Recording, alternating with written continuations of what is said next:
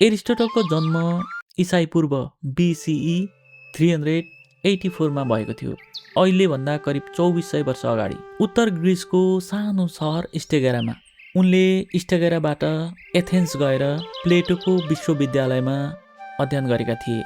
आफ्नो जीवनको अधिकांश समय उनी ग्रिस सिटी स्टेटमा बिताए।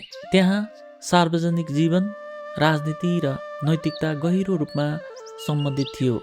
मानव जीवनलाई समाजदेखि कदापि पनि अलग गर्न सकिँदैन भन्ने उनले राम्रोसँग बुझेका थिए। मानौ तपाईँ हार्मोनियम सिक्न चाहनुहुन्छ। सिक्ने वातावरण सबै मिल्यो।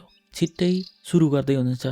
सुरुका तपाईँका केही दिनहरू यति काल्पनिक हुन्छन्, आफू हार्मोनियमको उस्ताद भएर साङ्गीतिक माहौलमा रम्दै गरेको, सङ्गीत भरिरहेको, गीत प्रोग्राम सबैतिर छाएको, एकदमै उत्साहित, एकदमै खुसीको पल। केवल त्यो उत्साहले मात्र तपाईँलाई सिपालु बनाउँदैन। तपाईँले हार्मोनियम लिनुपर्ने हुन्छ, औँला चलाउनु पर्ने हुन्छ, कि नोट बुझ्नुपर्ने हुन्छ र छिट्टै निराश पनि हुन सक्नुहुनेछ, किनभने औँलाहरू दुख्छन् वा नोटहरू गलत सुनिन्छन्, मन खिन्न हुन सक्छ। तर तपाईँले निराश भएर तुरुन्त आई क्विट, सक्दिन, गाह्रो भयो भन्नु हुँदैन। सोच्नुहोस्, सबैले यसो भन्थे भने आज हामीसँग न गीत, न सङ्गीत, न कुनै ट्यालेन्ट हुन्थ्यो होला। आज हामीले जे कुरा गर्दैछौँ कसै न कसैबाट प्रेरित भएर अथवा देखेर सुनेर गरिरहेका छौँ।